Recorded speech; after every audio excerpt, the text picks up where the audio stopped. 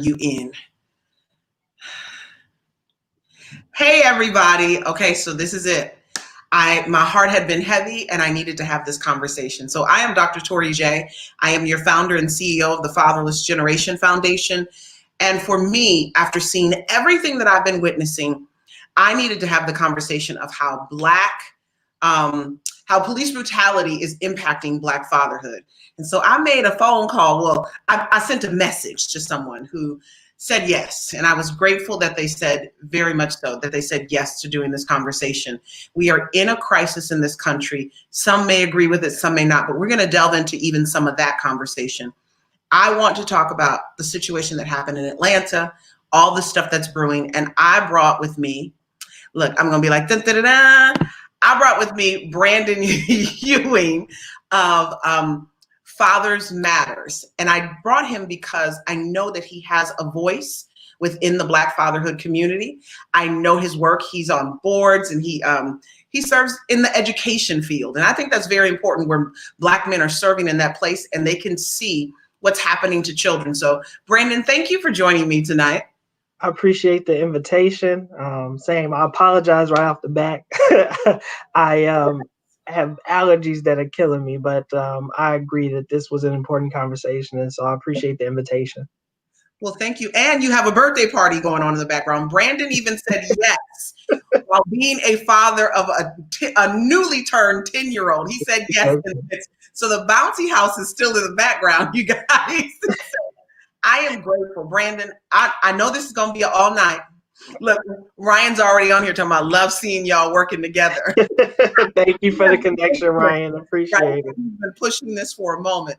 But I want to jump right in here because what really hit me was hearing Rayshard Brooks talk about his daughter, and her birthday was tomorrow, the next day, which was yesterday, and they were getting the bounty house. Crazy enough, his daughter had a birthday the day before your son, right? So that's what we're like, this stuff starts to hit home.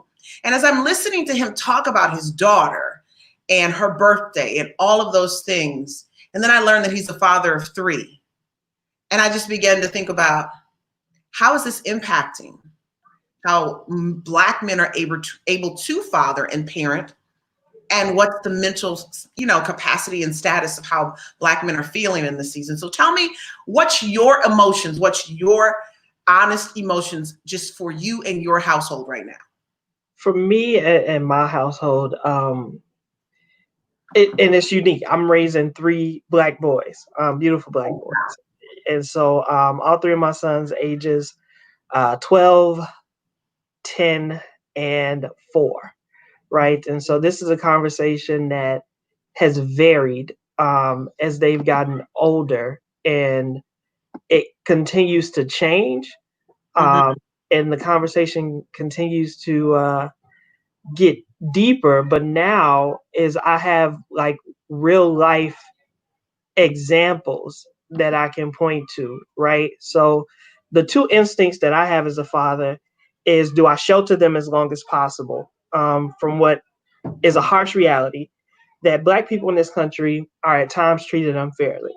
The second instinct is to be honest and preparing them for a world, a country that they love, but that at times does not love them back. And so our conversations have varied in depth, especially as my son, my oldest, gets ready to transition to middle school. It includes having to explain that when in a new neighborhood, curiosity can be deadly. Some people will perceive them as a mere threat, and being able to point to Ahmaud Arbery, who was killed by neighborhood vigilantes. It's having to explain to him why people are protesting and why I'm crying about the death of yet another unarmed Black man at the hands of the police, recorded on film with the officer who kneeled on a gentleman's neck for and that's George Floyd, for 9 minutes. It's us not playing with guns and having to explain to them and giving them an example of Tamir Rice. So it just makes it that much more challenging. And I know from my mental state, just like you said, I've been tired, and sometimes you don't want to address it and you don't want to talk about it. But just like so many other parts of the country, is when they go outside and they ask, why are the buildings, damaged? Why are people marching and protesting? You have to explain it. So it's been a difficult time, but we've had some very deep conversations probably over the last 4 weeks, starting in early May. Wow, early May. And it's been happening back to back to back. Correct, yeah. So that's been, even as a Black woman, I'm tired, I'm exhausted. And we have to understand that that is a part of being inundated with all of this. I do not turn on CNN, MSNBC, Fox, and I do not. But social media is even something you have to step away from, because live videos are very prevalent. I didn't see any of this on CNN. I didn't see Ahmaud Arbery on CNN. I didn't see George Floyd on CNN. And I didn't see this one on CNN. I live in Fort Lauderdale right now, but I'm back and forth between Atlanta. And someone from Atlanta posted it on their page first thing yesterday morning. It was the first thing I saw yesterday, Brandon. The first thing I saw. And I was like, you've got to be kidding me. And I said, Atlanta's going to be a problem tonight. I got to pray. So let's go into this. I have a question. And for me, and like I said, this is a dialogue. The history between Blacks and the police is a conversation. Yeah. Even how it started. We're talking about slave master hiring so-and-so to hunt runaway slaves down. We're talking about, we get into after slavery and being arrested for spitting on the street, jaywalking, all of these things that still happen. Looking at a white woman, let's keep it real. Jim Crow, it's been an ongoing issue that I don't think white America has been aware of. What do you know about that part of it, Brandon? And I'm a political science major, and going back and studying the history of police, right? And you see where it originated. And yes, it's evolved, but there have been many things when I tell individuals is Black people have not experienced interactions with the police in the same way that other citizens in this country have. And so you have situations in which, and I can give some, right? You call the police so they can come and they show up and and question you as if you are the perpetrator, always being never having the presumption of innocence, right? That's something that we hold up as a value, right? Is innocent until proven guilty. However, for Black folks, is we fit the description, right? And this is something that has been kind of challenging, even with the comments on our Fathers Matters page. Is typically, and what has been crazy with that is when you go back with history, right? Is the whole reason that Fathers Matters was created was over the death of Hadia Pendleton in the city of Chicago, which is where I grew up and was raised. Hadia was murdered, walking home from school. It was 60 degrees in December, which never happens in the city of Chicago. So kids were outside, right? Gentleman comes up, opens fire because he thinks he sees somebody in the group of kids who he doesn't like, killed Hadia Pendleton. And that, for me, was like, what can I do, right? Is where I could start is by getting men to step up to their role. And like you say, is being fathers to their children, is because I just imagined as if there was a man in this young man's life who was guiding him, who was with him. Could that have prevented this, right? And that's kind of was the genesis. And we started as a Daddy and Me group, and we've grown to over 800,000. And primarily, people have been supportive. But when we start talking about systemic racism, right, on the page, when we start talking about Black issues on the page, the comments and the conversation changes. And I get DMs about, why are we spending so much time talking about Black issues? And then, of course, it's, well, why don't you talk about Black on Black crime? Yeah, bro. We were created because of a Black young man that shot I talk about both because both are prevalent. But right now we're talking about brutality at the hands of those who we pay in order to keep us safe through our tax dollars. And so understanding and knowing the history and how it really goes back to, it is even Black officers were not allowed to arrest white citizens. Yes. 60s. That's not, you're not talking about like my dad was born in 64. You know, that's not a long time ago. No. But we act as if, you know, it's this fairy tale that's this long away thing. And that is what is a lot of people don't understand the history in their history. And I American history. That's why I wanted to put it out there. It's not like Black people are just all of a sudden not having great experiences with the police. The police in many ways were formed in the Black community for what they're kind of doing now. And it's just, it makes people feel a certain way. There's fear attached to it. There's anxiety attached to it. People are like, well, if you haven't done anything wrong, why are you scared? It's like, what? That's one of my favorite, and I know, and it's funny, but that was actually a joke. But it's Cops. You know, they canceled it now, but that was one of the best episodes. The guy's running, cop catches him. He says, "Why'd you run?" He said, "Because you were chasing me." That was one of the best lines. He said, "I didn't know what else to do. Like I got scared. I didn't do anything. I didn't know. You know, I just like, why is this guy chasing me?" So. Right. And let me be clear as we're having this conversation, I'm not going to sit on here and say all cops are bad. That's not my position. But my position is to highlight the situation that's happening because it is impacting Black fatherhood. You even touched on something earlier. You know, I saw a few things as I was preparing for this today.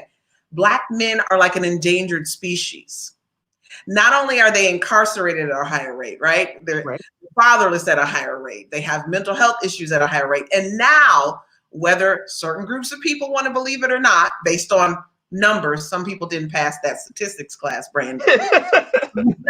Sorry, this girl has been all the way up to all the calculus 2s and 3s that you can have. So I know the numbers. Black men are actually killed. Unarmed Black men are killed by police officers 3 times the rate of white men. So how then do we live in a society where we don't feel threatened, where we don't feel like we are an endangered species? And I'm not saying me, but I'm just saying men in general and Black women who love these Black men. How do we go about this journey of not being so afraid about what's happening? I think you have to, what we're doing, right, is you have to talk about it. You have to call it out. You have to be honest about what's going on. And right now, it's going to come down to the courts, right? Is the laws have to change so that when cops, because it's not a matter, as you said, it's happening so frequently. It's not a matter of if this happens again. We know it will, but when it does, the laws have to be different so that those officers who do act badly, those bad apples, as we say, because we do understand it's not all cops, can be held accountable. Right now, you know, it's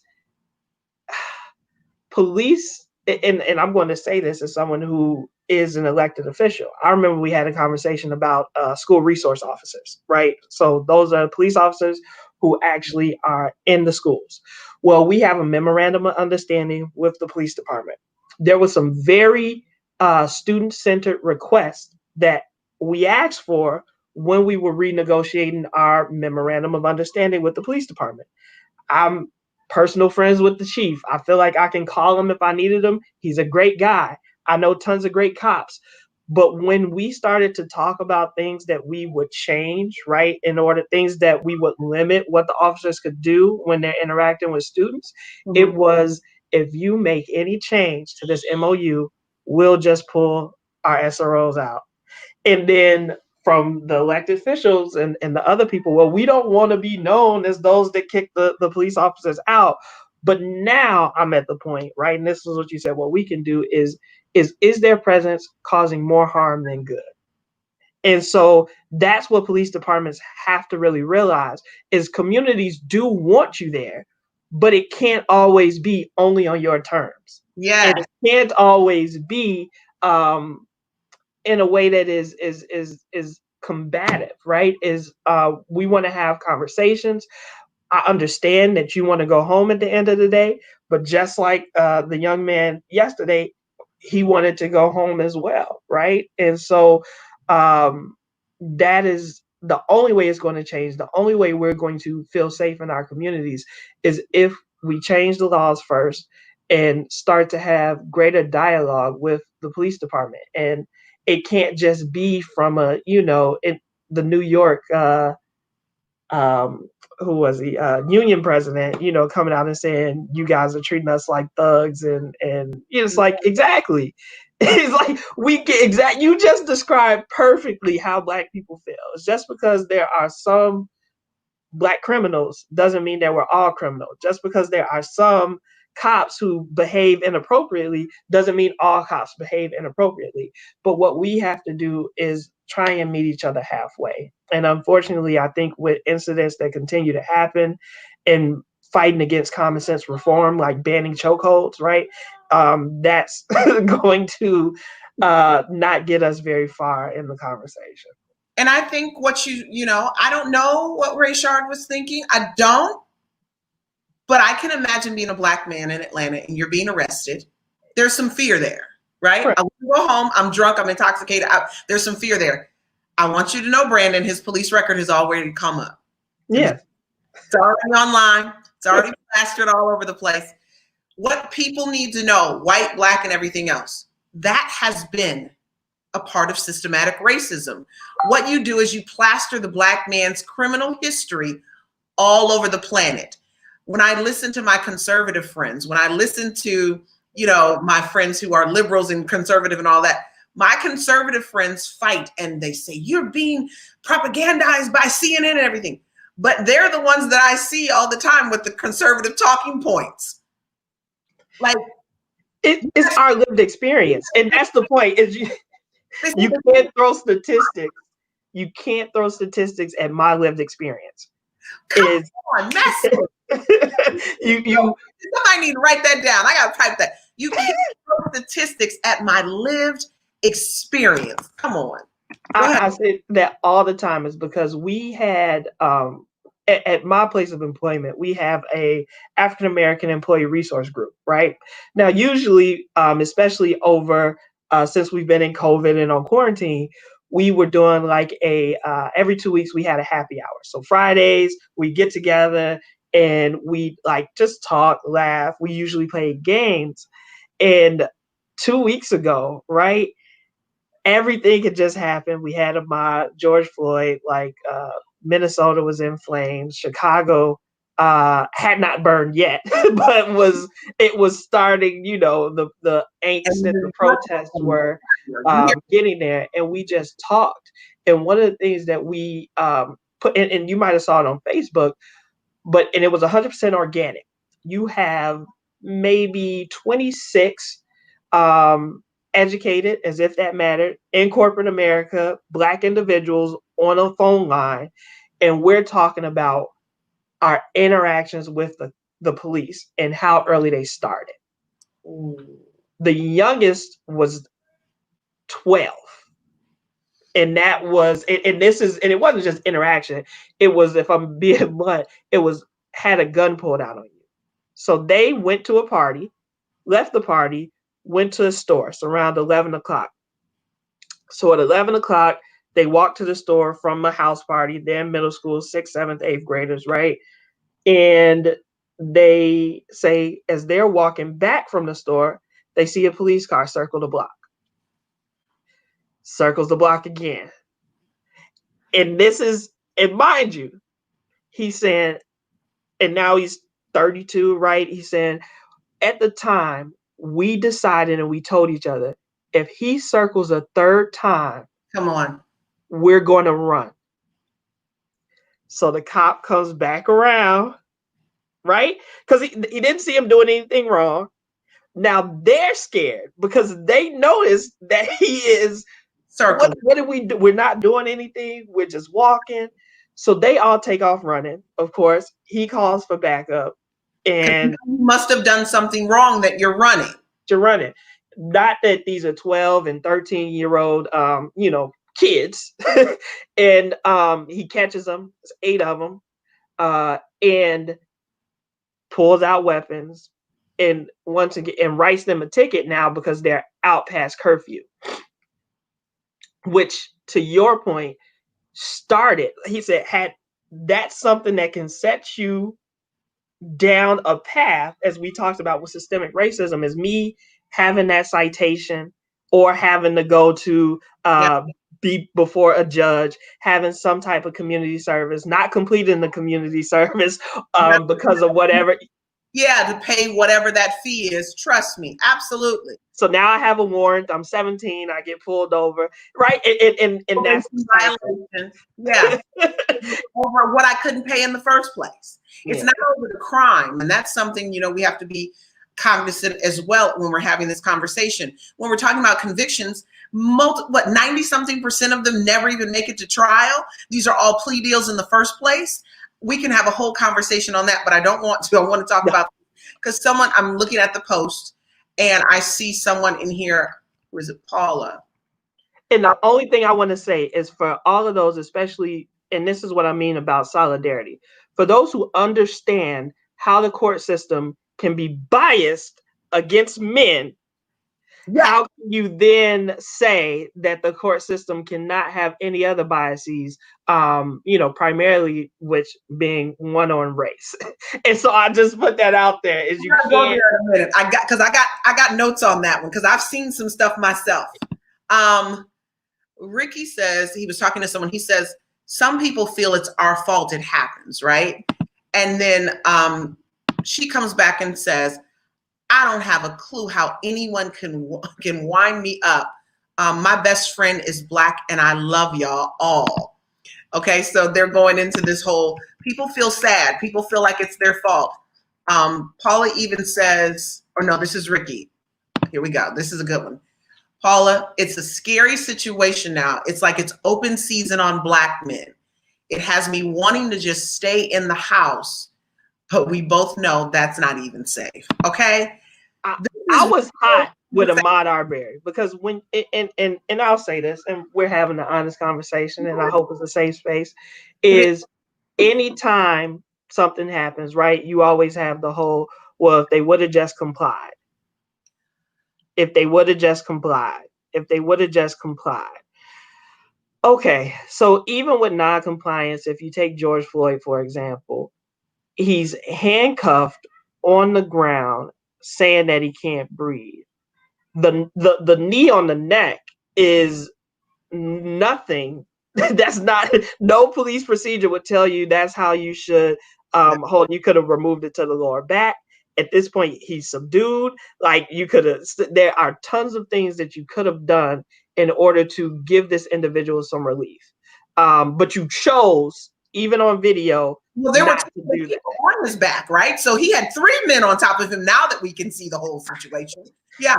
So we go, okay, but he was a police, he was resisting.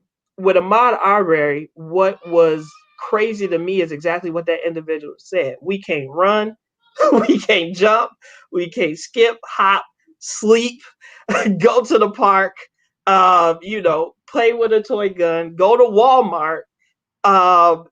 It's just, I can point to example after example of example of where there were individuals who weren't resisting and they were shot. We know that Philando Castile, he's telling them, I gotta fight. I'm letting you know. It's weapon. Yes. Yeah, as someone who's a 2A advocate, right? He's like, I'm getting pulled over. I got a firearm on me. Like I'm not. What? I'm letting you know. I'm trying to diffuse you. You're going to find it. I'm letting you know that I have it on me and that I also have a permit for it. In Walmart, you pulled up and within 10 seconds, drop the gun, boom, boom, boom, boom. I didn't even have a time to respond to what it is you were asking me. Tamir Rice, within 1 minute of showing up to that park and seeing that 12-year-old boy, having been, and I get the police officers, and we can talk about that, but the dispatch did not make that clear. Person calls, I think it's a toy gun, but still, right? You come, you see this 12-year-old, and within a minute. Was it a minute? Like I say, they have from the time they pulled up to they interact with him, he shot. You have the situation Laquan McDonald in Chicago, where he's obviously on something and he's walking down the street and 16 shots. Like I'm not resisting. It doesn't matter if we resist. No. It doesn't matter what we do. This is my question. Are cops only taught to shoot in the head and in the chest? Because I've seen plenty of movies. I'm a movie watcher. My husband is on here. He can tell you. I love it when a good graze and they, then you can't run no more. Knock a knee out. Why is it straight through the chest? Because on the same day in Atlanta, this is happening to Rayshard. There's a white gentleman in Spalding County, right outside of Atlanta. Do you know the story? Mm-hmm. Yeah. Who has an all-out shootout with cops, shoots 2 police officers, runs in the woods, and he's in jail right now. How is this possible, Brandon? That's not about race. It's not about race. Let's just be honest. Are white cops and black cops, or cops in general, some of them afraid of black men in certain territories? So they're not sure. I think that has a lot to do with, and this is what we mean by systemic racism, right? When primarily when you look at Atlanta, even when you look in Chicago, and Chicago still has residency requirement. But places like in my community, further north in Waukegan, well, as we had white flight, right, the police officer would say, hey, black folks are moving in to our community. I don't really want to stay in this community, so I want to move to a different suburb. But the city has a residency requirement. So what a lot of places did was they removed that residency requirement. So you see this play out in Minnesota, right? So in Minneapolis, I forget what the statistic was, so I won't quote it, but a vast majority of their police force does not actually live within the city in which they serve. And therefore, yes, I may be more fearful because this isn't, Bobby Johnson's, granddaughter, and I know him. And so when I go to the house and I say, hey, drop this, or, you're not, your grandma didn't raise you this way. You can't have that conversation because I don't know you. Right. And the way that we have, and this is what we talk about with police and training, is that I'm not here I need to diffuse the threat in as little amount of time as possible. And also, as someone who supports 2A, any firearms expert, I'm not going to teach you to shoot at a leg. That's depending on how big you are. That's a very small target. Mm-hmm. Center mass. I'm center mass. It's not headshots. I'm center mass. You have the most vital organs here. It's going to stop you, and it will diffuse. That's what Rookie does. When I go to the gun range, where can I hit? It's the big part of the target. So you can't tell me that cops don't get enough training where they can hit a thigh, as I call it, the thigh meat or the knee. I'm sorry. That's really. I was thinking about that today. So this is a comment from James. James says, as a former correction officer, I think, or law enforcement and soldier, chokeholds and restraints are tools of scared officers in authority. Message. So we use that kind of tactic when we're afraid, when we're intimidated, as Ricky says on here.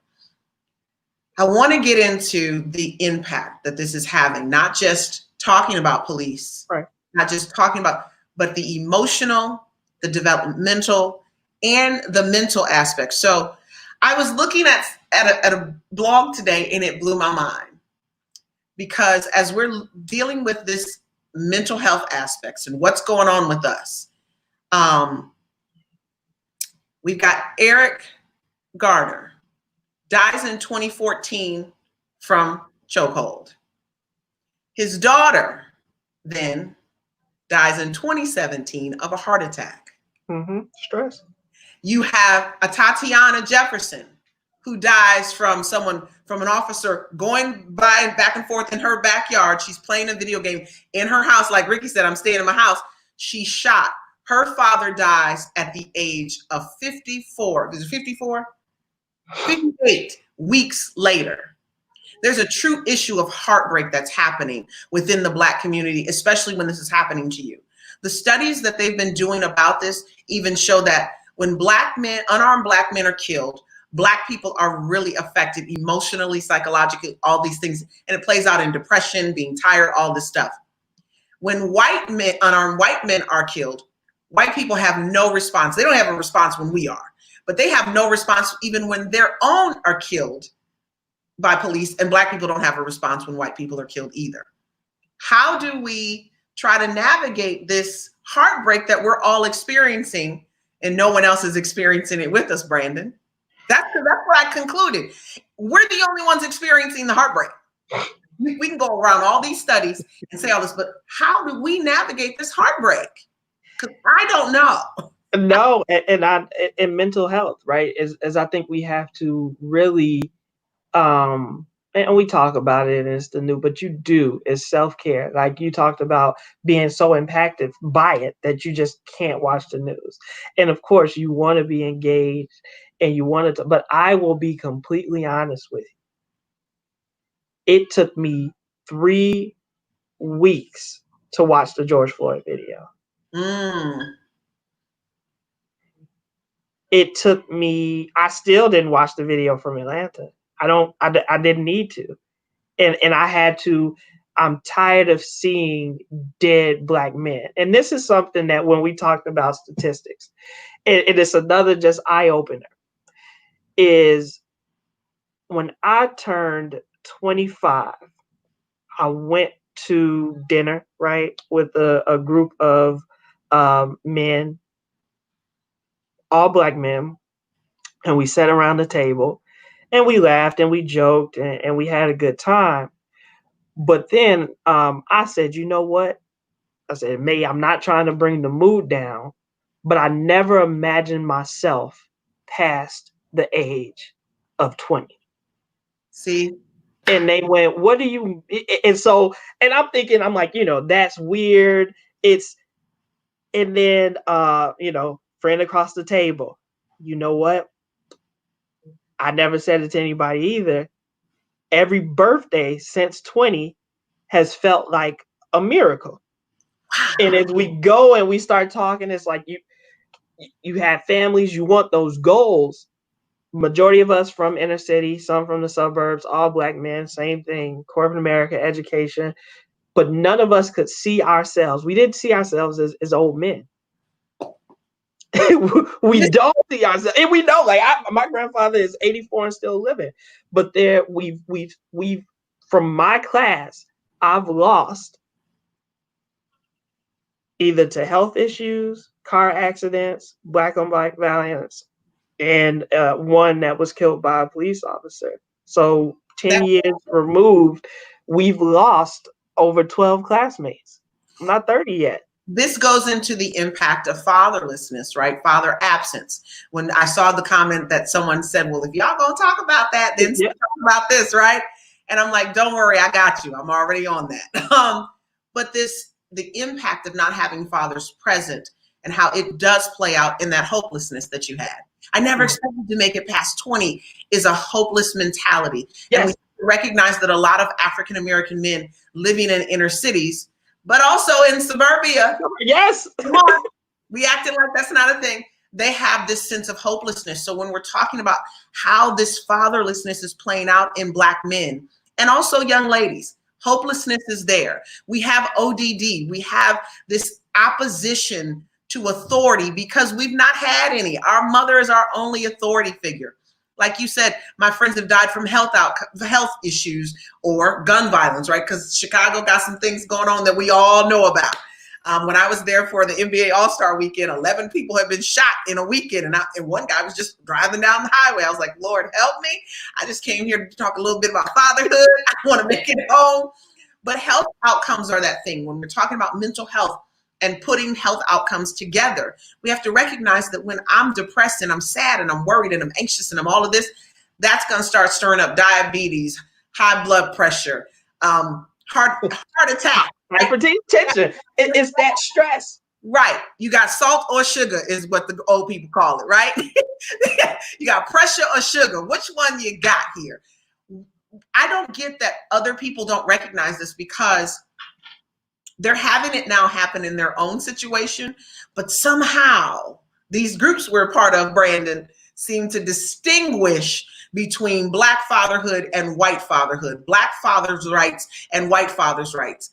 Talk to me about what you're experiencing with that, because I'm seeing some real negative things, as if the Black man is really a deadbeat and the white man is the only one forced out. Right. And that's the whole point is I didn't necessarily, and I'll be honest, when we created Fathers Matters in 2013, the original group was all Black men. As I told you, we were created because of the death of Hadia Pendleton. And I was a teen father. So I knew tons of other young dads. And I said, hey, we got to step up. Hold on. What is it? Accountability. We got to step up. We got to do what we got to do. We have to, and we were all at different stages. Some of us had it together. Some of us didn't. And what it was is we're going to go to the zoo and we go and we get 20 dads. Chicago is my favorite. It's my first zoo I ever went to, because I'm from Brandon. I'm on that other side. Yeah. So we would get 20 dads, like 40 kids between the dads, and we go to the zoo. And what individuals got to do, or what I want to do, is is just like you said. I had my dad in my life. I had my grandfather in my life. I had 2 generations of example. I had friends who had no dad. They had no example. So you're telling this individual to be a good dad. Define what a good dad is, right? Is you have to show it and you have to model it. So that's what we started. And then we grew, right? And we got diverse voices, and we learned about the fatherless movement, because we think same. It's just, even when you talk about Black people, we've always been disenfranchised. So you mean the courts are biased? Okay, we get it. We know. Like it's biased, and with criminal family court is biased. We get it. So that wasn't a conversation that we were having, which was, how do you advocate even for yourself? I remember with my oldest son's mother, as we go and it was a child support thing. And okay, she put me on child support, fine. But when I go, well, I would also then like to have our custody agreement. And the judge goes, those aren't related. You got to come back another day in order to, it's a different paperwork, different form. Yeah. Get another day off work, lose money again for that, is because that's what men hear. And it was another day of work, more paperwork, more. And I'm like, but wait, so you're telling me that I gotta, pay this money, which I don't mind. Like, this is okay, fine.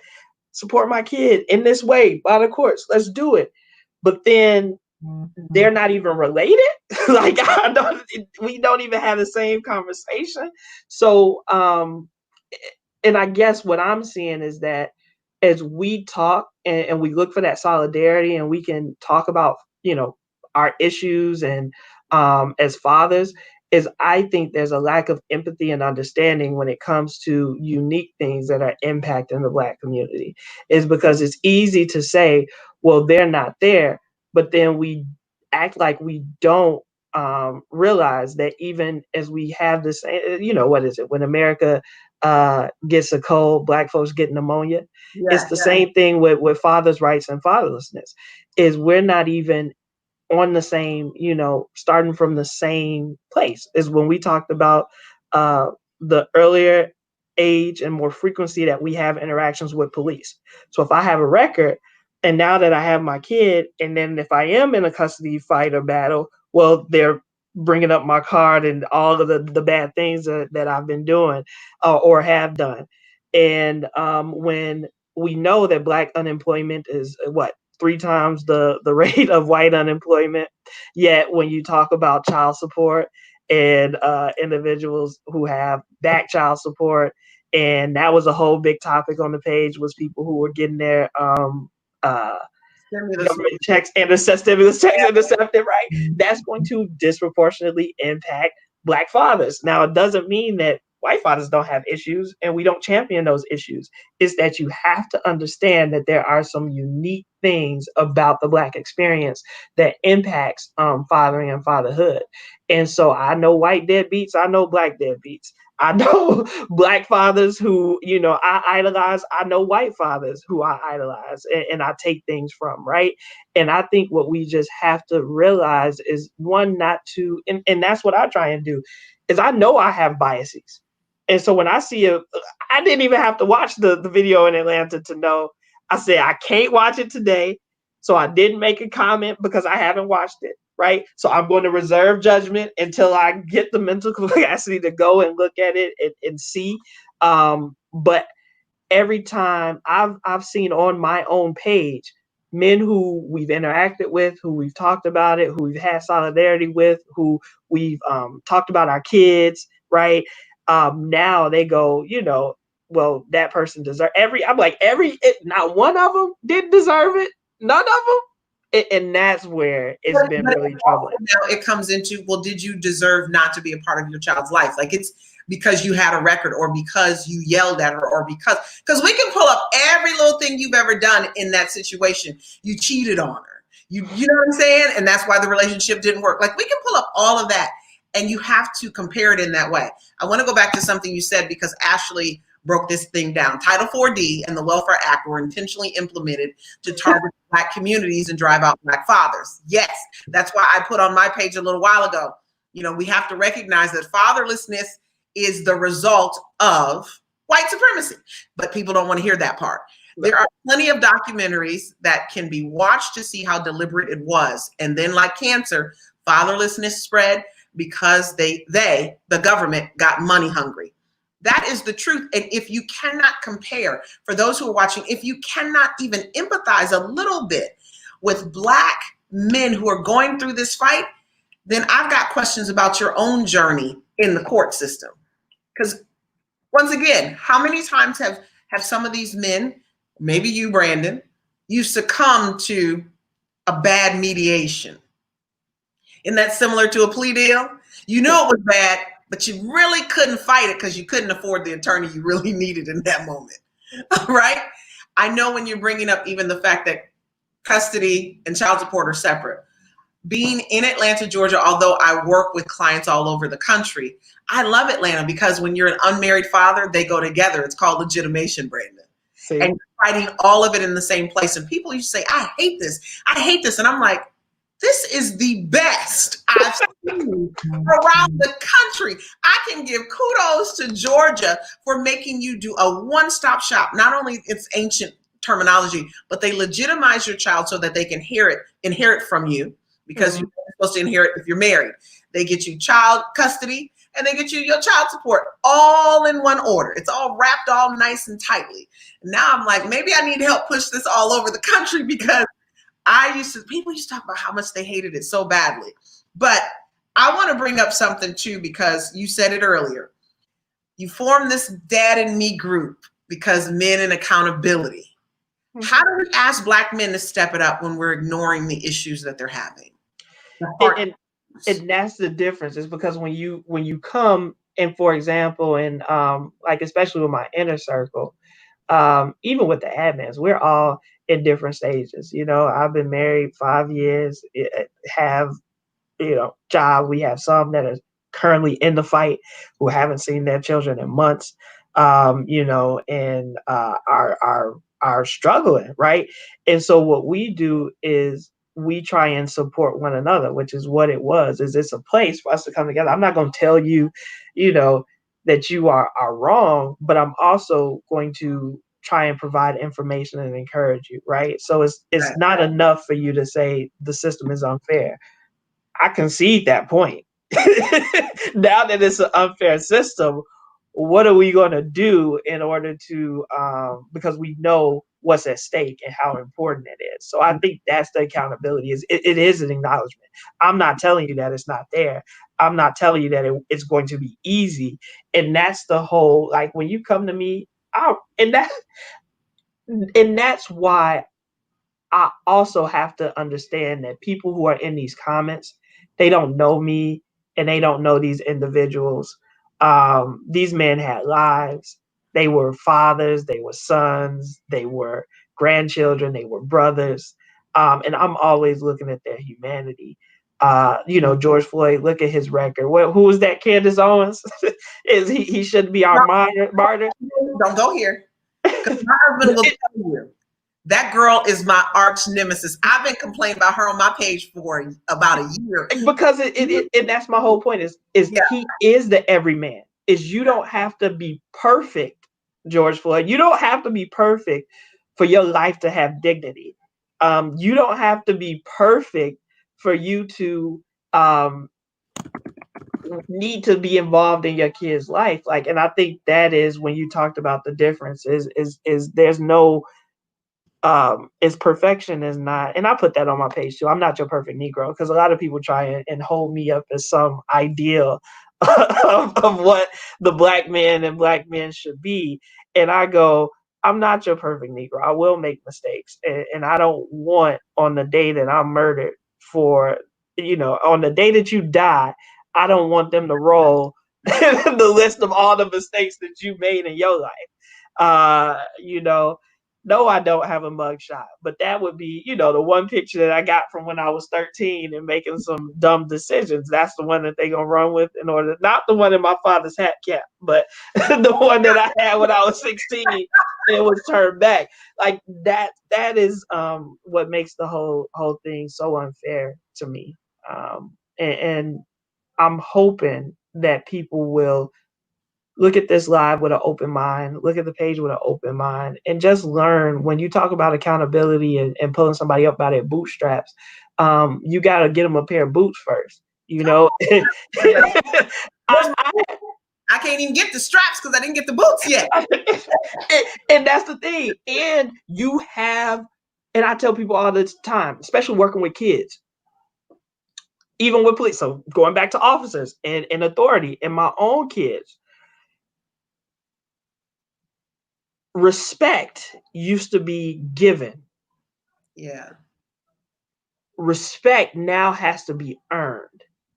And you do not have the right to correct me outside of relationship. And that is something that, so when you talk about, and same, I'm proud Christian. I'm very involved in the evangelical world, and this is obviously a topic that sometimes me and my Anglo brothers and sisters will bump heads again. And I say, you may be right. You may see everything wrong with how I'm fathering, the choices and the decisions that I'm making. But you do not have the right to correct me and tell me what I need to fix until you care enough to build a relationship with me. And then I'll be open to it. And I tell people that all the time. And that's so when you say, how do we hold the men accountable? It's because I care about them. And when they know that I care about them, then it makes it easy for us to have the tough conversations. Bruh, you messing up. Because they know, you done told me 3 months, and I listened to you, and you told me everything that your baby mama was doing and how she was horrible and how this was horrible and how she did. But you remember how you mentioned this, and remember that you said this, and remember that this went. How do you think, right? She felt. How would you? And that's the whole point.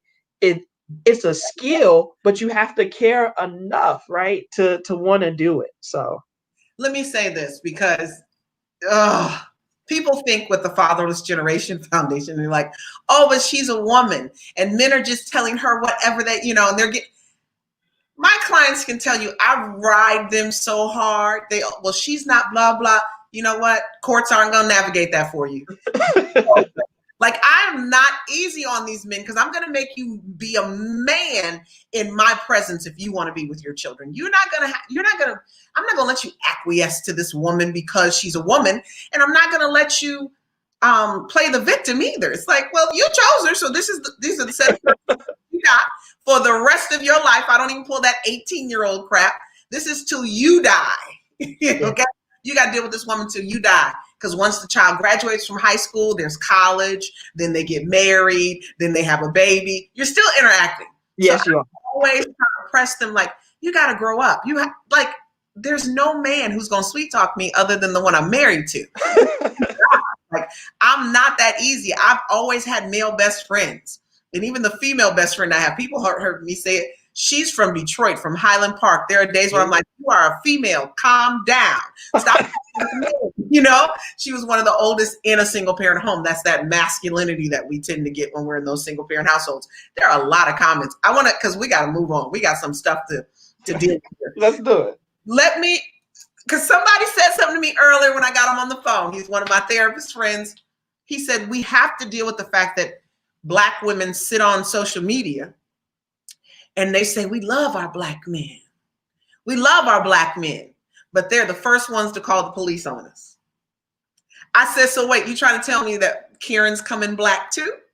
And he said, absolutely, because for Black men, it feels like their sisters have tag teamed with white police in order to take them down. What do you think about that statement, Brandon?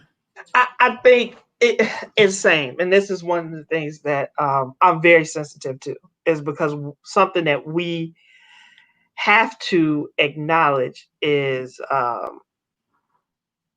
you know, I, for the first time, heard my grandmother tell me the story about her first husband and how the reason, you know, so she didn't choose to be a single mother. She said, he hit me, so I left. And she said, I asked him, I let him come back because he told me he watched the kids so I could go to work. When I left my kids, he left them in the house and he went wherever he went. And so when I got home, luckily my neighbor had seen him leave and had watched the kids. She said, I changed the locks that day and I never let him come back. Mm. And so we have to acknowledge that there are Black women who have been traumatized and are experiencing their own traumas. Yes. But your friend is correct in that police, the same way we saw with the woman in Central Park, have been shown is that, they're going to get you in your place. And when they come, that presumption of guilt, right, is always going to be on us. It's going to, when they come, don't matter if I got scratches on me, don't matter, but I'm the man. Yeah. And that is, I can get what he's saying in that we have to teach each other how to love better. But the same thing that I go back to, you have to model it and demonstrate it. You've never seen a healthy household. If every time mama and daddy got in a fight, mama called the police, what is the learned behavior? Yes. If every time a man is aggressive, right, or it speaks too loudly, or we have to acknowledge, if I didn't grow, and I'll be, even in my family, there are some girls who do not know how to interact with men. There's no man in the household. They don't interact with a man. So now I'm in a relationship and we have these disagreements. I don't know how to respond or what an appropriate response is.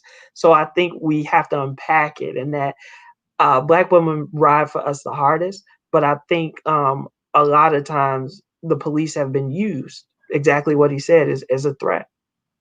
When you just said what you were talking about when it comes to Black women and women in general, what we know, we have to recognize that. I posted this meme the other day.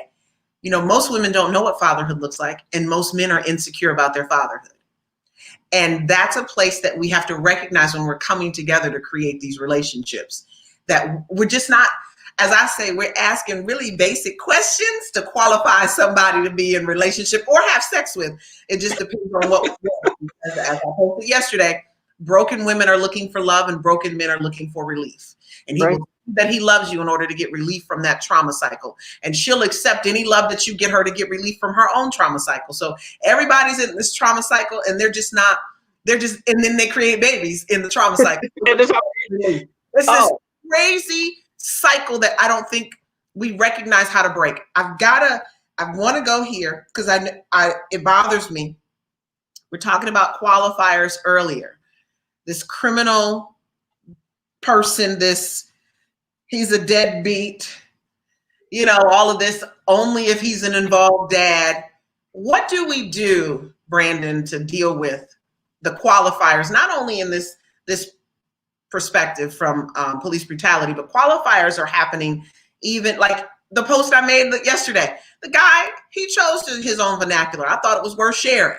He deserve kids need their father. I don't care how good the mother is or something like that. Or mother is. And it was horrible grammar, right? Trying to focus on the grammar, and then you got all these women battling over whether or not men should be like there's a qualifier that happens even in fatherhood, especially around Black men, where we have to like, how do you guys navigate this qualifier? Because I'm going to end this with something I need to say before we get off of here. I don't. That's one that I don't know. Is the qualifiers are there? Yeah. And I don't see them going away. Is even for myself, it's having to qualify. Yes, I was a teen father, but I've been in, like, my dad, literally, when I had my son, my father said, look, I birthed you. You're my responsibility. You birthed that child. That's your responsibility. And so I'm going to be here for you because you're my son and I'm going to help you. Said, but you're going to have to get it together and figure it out for your son. And from that moment on, that's how I embrace life. That is how I view myself as a father, as raising the next generation. I think the qualifiers just deal with how we want the world to view us. And I think we have to get back to the point is I don't need to be perfect to be a father or in my child's life. No, I shouldn't be making an unsafe environment, but what ability do I have to learn? What ability? Grace is something that we don't have often for tons of people. So I think we'll get rid of the I don't see the qualifiers going away anytime soon. The same reason that we have to justify why we say Black Lives Matter. And the irony is I remember we were sharing some posts and some memes, and I think talking about Father's Day, and women would get on there and they were making comments, and the men would go, "This is a space for men. This is a space for fathers. If you want a mother's group, go to a mother's group." And if you can understand that argument for Fathers Matters, then you can understand the argument for why people say Black Lives Matter. It's not saying that nobody else matters. It's not saying that mothers aren't important. Yes, because even for me, fatherless generation, I'm going to talk from the child's perspective. And a lot of times the child's perspective lines up with the father's perspective. And so women don't like it when I post. They don't like it when I send somebody to post something. I say, write this. I have seen some things on there. I want to say this before we get off, because I do want to see Mike Sims said something that I do want to show. But I want to talk about this just from my heart, because I'm a minister first, y'all. This is a ministry for me. And I had to go look, Brandon, was police brutality in the Bible before I got on here with you. And as I looked it up, I didn't even have to go anywhere but Jesus, because even Jesus was killed from police brutality. And when you look at his so-called innocence, they didn't like, he did things contrary to the man law, but he did it according to his father's law. He did things contrary to how they wanted it done. And they found him, although he was innocent, they found a way to find him guilty and kill him. And it wasn't just anybody. It was the centurions. It was an officer. It was a commander. And so we have to recognize that this has been going on. Even Jesus was killed by police brutality. And it's not this whole thing, well, Jesus was talked about, so therefore, no. This has been happening a long time, and it's time to end it. Jesus showed us how to do this and deal with this in ways that I was not even prepared for when I looked it up tonight.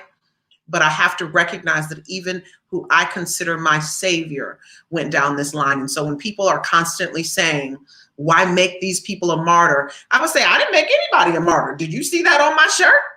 But I'm now recognizing that if Jesus is my martyr, and if Jesus is my savior, there's an aspect of these men who are not as innocent, and Jesus was hung between two thieves. I have to recognize that even they are a martyr in my heart. And I have to recognize and see it as that. So I needed to end my part of the conversation with that, because the truth of the matter is when it all comes down to whatever this is going to come down to, will people walk away from Jesus because he wasn't as innocent? Or will they use all the qualifiers as to why he was strung up and crucified on that day? And instead, what we've utilized it as is he's our savior and he was sent as the Son of God. And if we can't recognize that everybody's life has a purpose and everybody's life has some type of destiny, just like Christ did, we don't, wait, look, yeah. I could go somewhere with this right now, but I'm not. I'm going to bring myself out of where I'm trying to go, Brandon. But I'm telling you right now, we have to be very clear when we are trying to criminalize, dehumanize somebody that we, like you said, that we don't have relationship with, and correct them and all these other things, when we don't even know their story and we don't even know if they were sent by God. We don't even know if God is using them to expose the sin that's in the earth. And I just have to leave it at that. So that's where I'm going to leave that conversation at. Brandon, tell people how to get a hold of you. Follow me on no, because you did a lot. I know we talked for hours, so we're going to end, but that was a message. So thank you for having me on. But Facebook, Fathers Matter. Just search for us on Fathers Matter. We now have an Instagram page. So Fathers Matter on Instagram as well, or Fathers Matter LLC on Instagram. Brandon X Ewing. I enjoyed this conversation. Thank you so much. I didn't even know you were a poli-sci major, so I asked the right question and got the right answer. I am grateful. Mike, I want to say this before we get off of here, because Mike said something he said, it's not that a single mother is not capable of being an amazing mother, right? Of being amazing. Statistically, removing half of a child support system makes the child way less likely to break the cycle. That's what we want to do here. So how is police brutality impacting Black fatherhood? I feel like it's doing a lot of damage and it's keeping children from breaking the cycle. So I'm Dr. Torri J, and I am blessed to be able to have this conversation with Brandon Ewing. You all have a great night. Thank you. Thanks, Brandon.